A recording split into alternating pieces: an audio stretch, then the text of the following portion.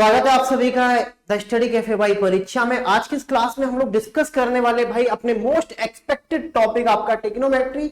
यहां से पूरी संभावना रहती है आपके एग्जाम में सवाल एज इट इज पूछे जाए। आज हम लोग जितने भी सवाल लगाने वाले हैं ये वो सवाल है जो एग्जाम में आपके फ्रिक्वेंटली रिपीट होते हैं और कोई दूसरे एग्जाम में नहीं, आपके इसी रेलवे के एग्जाम में, चाहे वो आपका एनटीपीसी 1 हो, चाहे आपका आरपीएफ एसआई हो, कांस्टेबल हो, या फिर आपका इससे पहले जो गुड्स गार्ड या फिर एनटीपीसी सीबीटी 2 का एग्जाम हुआ था या एएलपी का एग्जाम हुआ था। सारे क्वेश्चन मैं यहां पर लेके आया हूं। तो बिना देर की हम लोग शुरू करते हैं अपना पहला सवाल। पहला सवाल है साइन। देखो पहले तो याद रखना कि पूरी की पूरी ट्रिग्नोमेट्री आपकी राइट एंगल ट्राइंगल पर डिपेंड रहती है। तो यहां पर करना क्या है, सबसे पहले राइट एंगल ट्राइंगल को बना लो। ठीक है, राइट एंगल ट्राइंगल को बना लो। यहां पर सबसे पहले आपने राइट एंगल ट्राइंगल बनाया, ये 21 हो जाएगा, ये 90 हो जाएगा। तो बचा भाग ये कितना हो जाएगा, 9 में से 0 में से 1 जाएगा 9 और 9, 8 में से 2 जाएगा तो 6। ठीक है, कितना आ जाएगा 90। तो भाई एक बात बताओ, साइन का मतलब क्या होता है, लंब बटे आपका कर्ण। यहां पर देखिए रखा है ना, साइन 21 बराबर आपका x बटे y। तो आधार कितना हो जाएगा, y स्क्वायर माइनस आपका x स्क्वायर।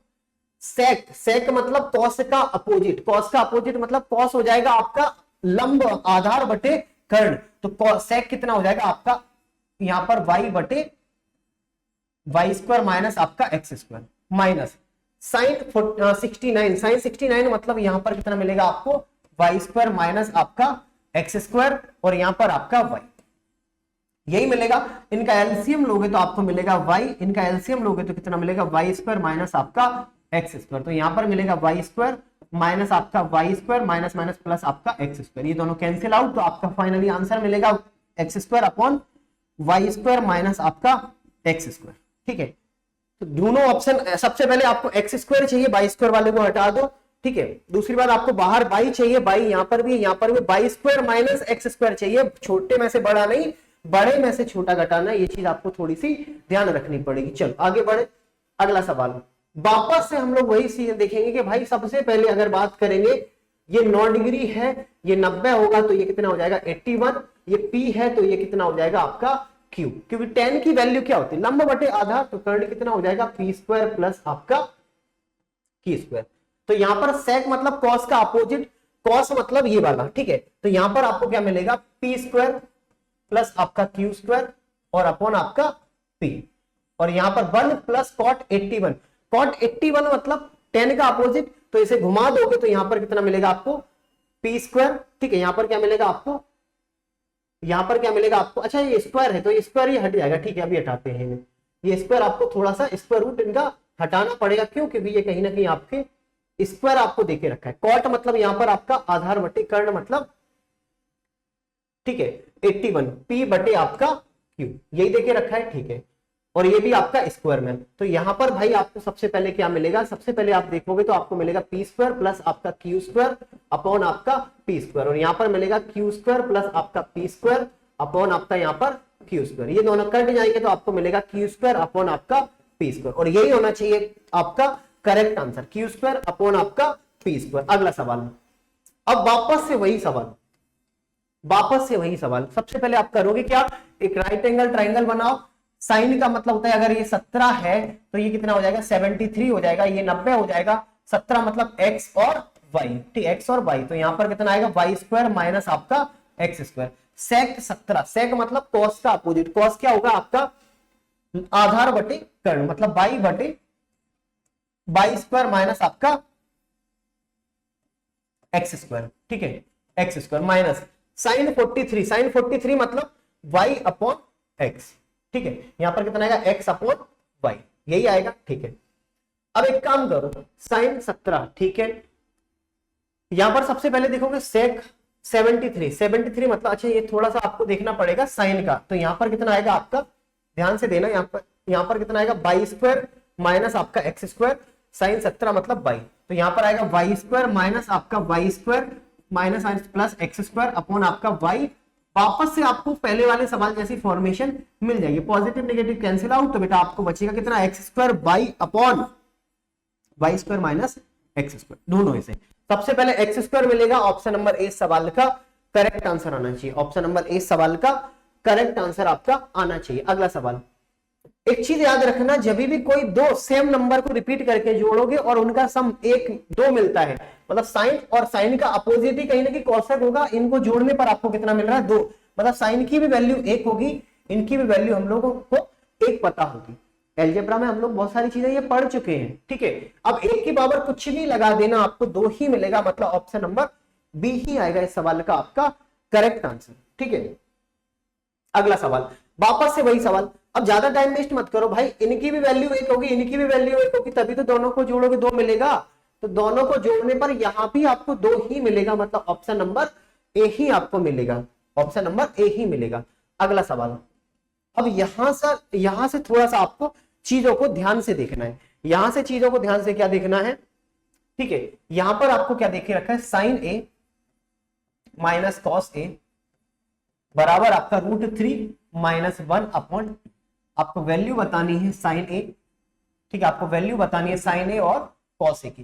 देखो जब भी कुछ भी समझ में नहीं आए ना तो स्क्वायर कर देना। स्क्वायर क्यों कर देना भाई, इनको भी उठा के स्क्वायर करा दो, इनको भी उठाकर स्क्वायर कर दो। इनका करोगे तो मिलेगा कितना, ए स्क्वायर, ठीक है, plus B square minus 2 sine A और आपका कॉस ए, और यहां पर कितना मिलेगा, A square plus B square 3 और एक आपका 4 माइनस आपका 2√3 अपॉन आपका 4, यही मिलेगा भाई। इनकी वैल्यू आप सभी को पता होगी कितनी होती है, 1 होती है, और ये ले जाके उधर घटा दोगे तो यहां पर कितना मिलेगा, -2 साइन ए, ठीक है, और आपका कॉस ए बराबर आपका 4 माइनस 2√3 अपॉन आपका 4 बराबर माइनस का 1, इधर ले गए ना माइनस को आप, ठीक है।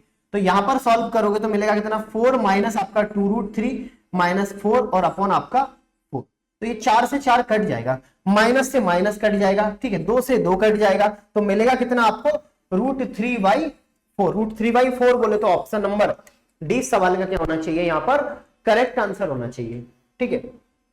अगला सवाल, ऐसे सवाल जब भी आपको आए जिनके दो आइडेंटिटी को जोड़ने पर आपको 90 डिग्री मिलता है, तो हमेशा उनकी वैल्यू कितनी आएगी आपकी 1। जैसे एक को जोड़ोगे 89 को जोड़ोगे तो आपको कितना मिलेगा, 90, मतलब इनकी 1। इसी तरीके से दो को जोड़ोगे, इधर 88 को जोड़ोगे तो 88 और 2 90, 3 और 87 90, मतलब ऑप्शन एक, क्योंकि एक का कितनी बार में मल्टीप्लाई कर दो एक ही आएगा, कोई दूसरा आपका ऑप्शन आपके पास बचेगा ही नहीं। अगला सवाल, अब यहां पर थोड़ा सा लॉजिक लगाना है। यहां पर लॉजिक क्या लगाना है, बीच में एक नंबर आता है, सब मल्टीप्लाई में, ठीक है।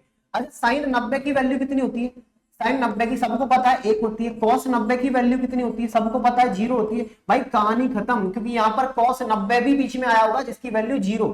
अब 0 का अगर 0 में मल्टीप्लाई करोगे तो बेटा 0 ही आएगा आपका। 0 का अगर किसी भी नंबर में मल्टीप्लाई करते हो तो 0 ही आता है, ज्यादा दिमाग लगाना ही नहीं। अगला सवाल, अब थोड़ा सा यहां लॉजिक आपको क्या लगाना है, ये वो सवाल है जो एग्जाम में हमेशा रिपीट होते हैं, हमेशा, ठीक है। आप उठा के देखे ना पुराने पेपर, हमेशा आपको यही सवाल देखने को मिलेंगे, बार बार रिपीट होते हैं। और अभी जो आपका CBT 2 और ग्रुप डी का पेपर आने वाला है, देखना यहां से जितना मैं आज 15 क्वेश्चन करा रहा हूं या कल मैंने कराया था और ये कल कराने वाला हूं, 1 या 2 क्वेश्चन आपको 110% देखने को मिलेंगे। यहां पर कितना हो जाएगा, 10 2 थीटा और आपका 10 3 थीटा बराबर आपका 1। तो यहां से कितना आएगा, इस तरीके से 10 2 थीटा बराबर आपका cot 3 थीटा, ठीक है। तो आप इन्हें क्या बोल सकते हो, 2 थीटा, ठीक है, बराबर 90 माइनस आपका 3 थीटा, ठीक है। 5 थीटा बराबर आपका 90, तो थीटा बराबर यहां पर कितना मिलेगा आपको 18, ठीक है, थीटा बराबर 18। यहां तक कोई दिक्कत परेशानी? यार एक बात बताओ, यहां से अगर देखोगे, सबसे पहले बताओ 2 cos स्क्वायर थीटा, और यहां पर 5 और आपका कितना आएगा, थीटा का वैल्यू 18 और बटे आपका 2 -1। ध्यान से समझना, यहां पर कितना आएगा, 9 दूनी 18, ठीक है, 9 5 45, मतलब cos 45 कितना होगा, 1/√2। 1/√2 का स्क्वायर करोगे तो मिलेगा कितना आपको, 1/2 -1। तो एक में से एक घटाओगे तो आंसर कितना मिलेगा आपको, 0। मतलब ऑप्शन नंबर सी सवाल का करेक्ट आंसर आना चाहिए, ठीक है। ऑप्शन नंबर सी सवाल का करेक्ट आंसर आपका आना चाहिए। अगला सवाल, फिर से वही बात कि भाई दो आइडेंटिटी को जोड़ो, जैसे साइन हो गया, कॉस हो गया, टेन हो गया, और इनकी वैल्यू अगर 90 मिल जाए, इनकी वैल्यू 1, इनकी वैल्यू, इनकी भी 1, यार सब 1 था तो आपके पास बचेगा कितना, कॉट 60 और कॉट 60 की वैल्यू सबको पता होनी चाहिए 1√3 होता है और यही भैया आपका आंसर हो जाएगा। मतलब ऑप्शन नंबर, माइनस में थोड़ी ना होगा यार, प्लस में होगा। ये माइनस यहाँ पर गलत दे दिया, ठीक है, माइनस यहाँ पर थोड़ा सा गलत दे दिया। tan 60 होता है आपका √3, तो कॉट इसका अपोजिट मतलब 1/√3 हो जाएगा। थोड़ा सा आप लोग ध्यान देना। अगला सवाल, अब यहां पर थोड़ी सी आप लोग ध्यान देना कि यहां पर क्या देखे रखा है आपका sine 7 sine square theta plus आपका 3 कॉस स्क्वायर थीटा। पहले तो मैं ऐसे आपको बेसिक से सॉल्व करना सिखाता हूं कि आप बेसिक से कैसे सॉल्व करोगे। इसे आप क्या लिख सकते हो, इसे लिख सकते हो क्या 4 साइन स्क्वायर थीटा प्लस आपका 3 साइन स्क्वायर थीटा, यही आएगा। तो यहां पर 4 साइन स्क्वायर थीटा, ठीक है, और यहां पर प्लस 3 कॉमन ले लोगे तो बचेगा कितना, साइन स्क्वायर थीटा प्लस आपका कॉस स्क्वायर थीटा बराबर आपका 4, यही मिलेगा। तो यहां पर इनकी वैल्यू आपको पता है 1 होती है, तो आप खुद बताओ, ठीक है। 4 साइन स्क्वायर थीटा बराबर 3 में से 4 जाएगा, मिलेगा 1, तो यहां पर कितना आएगा आपका साइन स्क्वायर थीटा बराबर आपका 1/4। तो यहां पर मिलेगा कितना, साइन थीटा बराबर 1/2, या फिर आप बोल सकते हो साइन थीटा में 1/2 किन की वैल्यू होती है, 30 डिग्री की। थीटा की वैल्यू आपको पता चल गई 30, तो यहां पर आपको बताना π/180, ठीक है, 30 π/180। तो 3 से काटोगे 3 6 18, तो π/6 इस सवाल का आपका करेक्ट आंसर हो जाएगा। मतलब ऑप्शन नंबर सी सवाल का करेक्ट आंसर आ जाएगा। या तो ऐसे सवाल कर लो, या मेरी बात मानो आप ना इनमें वैल्यू पुटिंग लगा दो 30 45 60 90 जो आपको ठीक लगे, बाकी उस हिसाब से आप अपना आंसर निकालो। ये मैंने बेसिक कॉन्सेप्ट आपको यहां पर बता दिया। अगला सवाल देखो, रेलवे में ना सबसे ज्यादा सवाल यही आएंगे कि डिग्री से आप रेडियन में चेंज करो, रेडियन से आप डिग्री में चेंज करो। सबसे ज्यादा सवाल आपको इसी तरीके से देखने को मिलेंगे, ठीक है। आप पुराने पेपर जब पढ़ोगे, जब उनका एनालिसिस करोगे, तो ये रेलवे के 3 टॉपिक बहुत फेमस है। एक आपका जियोमेट्री, दूसरा आपका एलजेब्रा, और फिर ये आपका ट्रिग्नोमेट्री। यहां से हर पेपर में अगर आपके सपोज मान के चलो ग्रुप डी में आपके 25 क्वेश्चन आ रहे, तो बेटा 6 से 7 क्वेश्चन आपको इन्हीं तीनों टॉपिक से देखने को मिलेंगे। मतलब अमूमन हर टॉपिक से 2-2 3-3 सवाल हर टॉपिक से, और उनके क्वेश्चन भी फिक्स है, लेवल भी फिक्स है, ठीक है। 1-2 क्वेश्चन हो सकता है कि आपको आउट ऑफ चले जाए, मतलब दिख जाए, नए क्वेश्चन दिख जाए, लेकिन संभावना यही रहेगी कि यहीं से सारी चीजें आपको एज इट इज देखने को मिलेंगी। 5/3, ठीक है, रेडियन।